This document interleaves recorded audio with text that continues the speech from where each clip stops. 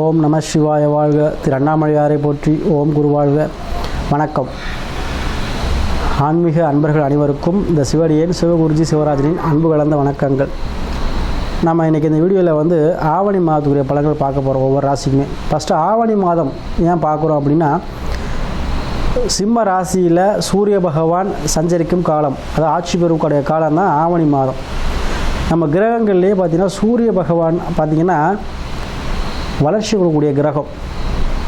அப்போது கண்டிப்பாக நம்ம இந்த மாதத்தில் செய்யக்கூடிய எந்த சுப காரியங்களும் வளர்ச்சியை கொடுக்கும், அதே சமயம் வெற்றியை கொடுக்கும். சரிங்களா? கட் பண்ணுங்கள். அதனால தான் நம்ம ஆவணி மாத பலன் எடுத்திருக்கோம்.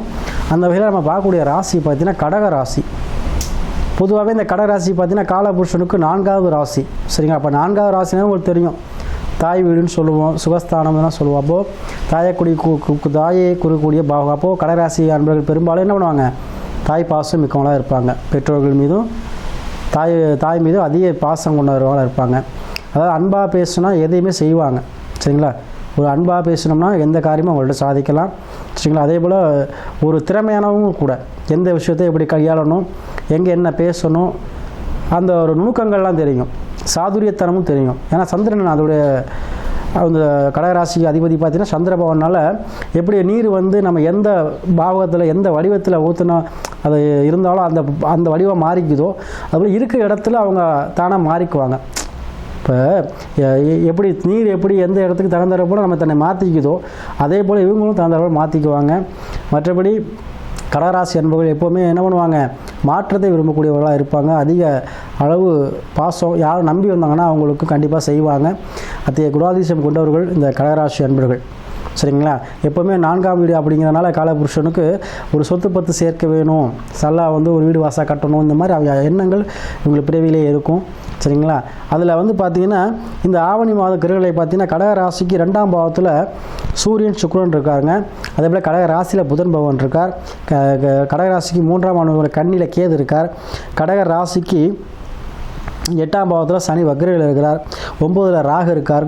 அதே போல் 11ஆம் பாவம் சொல்லக்கூடிய ரிஷப ராசியில் குரு பகவானும் செவ்வாய் பகவான் இருக்காங்க.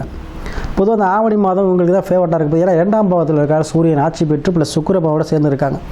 அப்போது வருமானம் சார்ந்த விஷயங்கள் கண்டிப்பாக உங்களுக்கு கை கொடுக்குங்க. அதிக அளவு அரசாங்கத்தில் வேலை புரிஞ்சிங்கன்னா சம்பளம் அதிக உயர்வு, பதவி உயர்வு, இன்க்ரிமெண்ட்டு, இந்த மாதிரி விஷயங்கள்லாம் உங்களுக்கு கண்டிப்பாக நடக்குங்க. கடகராசி நம்ம யாராக இருந்தாலும் சரி. அதே போல் கடகராசிலே புதன் பகவான் இருக்கிறதுனால கண்டிப்பாக திருமணம் சார்ந்த விஷயங்களில் யாருக்கெல்லாம் பிரச்சனை வச்சோ அவங்களுக்கெல்லாம் திருமணம் சார்ந்த விஷயங்கள் பேசக்கூடிய சூழ்நிலை வரும்.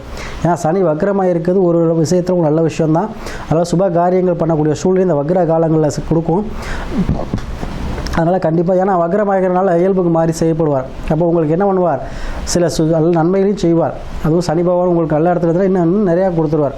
அதாவது திடீர் அதிர்ஷ்டம், திடீர் லாட்ரி யோகம், திடீர் சொத்து பத்து சேர்றது உங்கள். சரிங்களா? சில திடீர் இன்சூரன்ஸ் பணம் கொடுக்குறது, இந்த மாதிரி விஷயங்கள்லாம் உங்களுக்கு நடக்கும். சரிங்களா? அதே போல் இந்த 2ஆம் பாவத்தில் சூரிய பகவான்றதுனால கண்டிப்பாக குடும்பத்தில் ஒரு மகிழ்ச்சி கிடைக்குங்க. குடும்பத்தில் ஒற்றுமை கிடைக்கும் சாமி.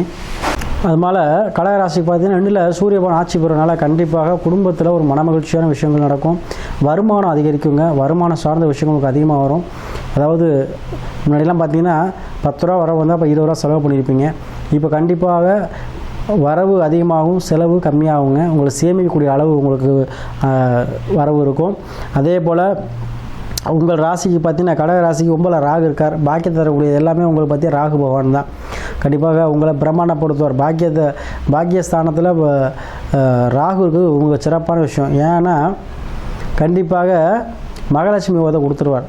ராகுவுடைய அதிபதி பார்த்திங்கன்னா அதிதேவதை பார்த்திங்கன்னா மகாலட்சுமி தான். சரிம்மா? காளி தேவி, மகாலட்சுமி எல்லாமே எடுத்துக்கலாம் நம்ம. ஸோ கண்டிப்பாக உங்களுக்கு அதை 9ஆம் பாவத்தில் இருக்கிறனால கண்டிப்பாக வர வேண்டிய பாக்கியம் அனைத்துமே வரும். சரி, தந்தை மூலமாக வரலாம், வெளிநாட்டு மூலமாக வரலாம், நீ செய்யக்கூடிய பிஸ்னஸ் மூலமாக வரலாம். சரிங்களா? 9ஆம் பாவம் நமக்கு தானாக வரக்கூடிய பாவம். அப்போ கண்டிப்பாக உங்களை தேடி வருமானம் கண்டிப்பாக வரும். அதேபோல் திடீர் அதிர்ஷ்டம், திடீர் லாபம் கூட வரக்கூடிய வாய்ப்புகள் அதிகமாக இருக்குது. அதேபோல் கடகராசி 11ல் குரு செவ்வாய் இருக்குது. கண்டிப்பாக புதிதாக வீடு கட்டுவீங்க, புதிதாக ஒரு லேண்டு வாங்குவீங்க, புதிதாக ஒரு ஒரு இடம் வாங்குவீங்க, இல்லை ஏதோ ஒரு விஷயத்துக்காக கண்டிப்பாக இடம் சம்மந்தப்பட்ட விஷயங்களில் காசை வந்து முதலீடு செய்கிற மாதிரி இருக்கும். அதே போல் பெரும் மனங்கள் உங்களுக்கு கைக்கு வருங்க. அதே போல் இடமா வரும். சிலவங்களுக்கு பணம் காசு கையில் கிடைக்கும். ஏன்னா உங்களுக்கு அஷ்டமச்சனிக்கிற காலத்தினால சனி போனாலும் நல்லாயிருக்கும், அவங்களுக்குலாம் திடீர் அஷ்டம் கிடைக்கும். சிலவங்க சொல்லுவாங்க அஷ்டமச்சனினா ஒன்றும் பயப்பட வேண்டாம். அஷ்டமச்சனி எல்லாருக்கும் பாதிக்காதுங்க. சில பேருக்கு அது வந்து என்ன திடீர் லாபம், திடீர் அஷ்டம், திடீர் பணக்காரக்கூடிய யோகத்தோடு கொடுத்துரும். அது மண்மனை சார்ந்து இருக்கலாம், சிலவங்களுக்கு புதையல் கிடைக்கலாம். சரிங்களா? சிலவங்களுக்கு வந்து பார்த்திங்கன்னா சொந்த உறவுக்காரங்க மூலமாக ஒரு ஆதாயம் கிடைக்கலாம். சிலவங்க அவங்க இடத்த வந்து இது பண்ணியிருப்பாங்க, அது வந்து பார்த்திங்கன்னா அவங்களுக்கு கிடைக்கலாம். ஸோ அந்த மாதிரி விஷயங்கள்லாம் நடைபெறுங்க. அப்போ இந்த ஆவணி மாதங்கிறது கடகராசி என்பவர்களுக்கு வருமானம் சார்ந்த விஷயங்களில் இருந்து அந்த பிரச்சனைகள் மீறும். வேலை இல்லாதவர்களுக்கு வேலை வாய்ப்பு கிடைக்கும். திருமணம் சார்ந்த விஷயங்கள் நடைபெறுங்க. அதேமாதிரி குழந்தை பாக்கியம் இல்லை, குழந்தை பாக்கியம் கிடைக்கக்கூடிய வாய்ப்புகள் அதிகமாக. ஏன்னா காலபுருஷனுக்கு 5ஆம் பாவத்தில் சிம்மத்தில் ஆட்சி பெறனால குழந்தை பாக்கியம் மேக்சிமம் நிறையா பேருக்கு கிடைக்கக்கூடிய மாதமாக இந்த ஆவணி மாதம் இருக்கும்.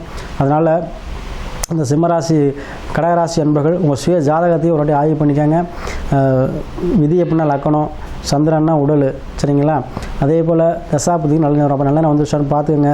உங்களுக்கு இது வந்து நம்ம பொதுவான பலன்கள் தான். உங்கள் சுய ஜாதகத்தை ஆய்வு பண்ணி அதுக்கேற்றப்ப முடிவெடுங்க. கண்டிப்பாக எல்லாமே வந்து சக்ஸஸாக முடியும். அதுபோல் தொடர்ச்சியாக நமக்கு கடகராசி நிறைய பேர் ஜாதகம் அனுப்பி ஆதரவு கொடுத்துட்டு வரீங்க. அனைவருக்கும் நன்றியை கூறி வரக்கூடிய ஆவணி மாதம் வந்து கடகராசி என்பது கஷ்டங்கள் தீரக்கூடிய மாதமாக கண்டிப்பாக அமையும்.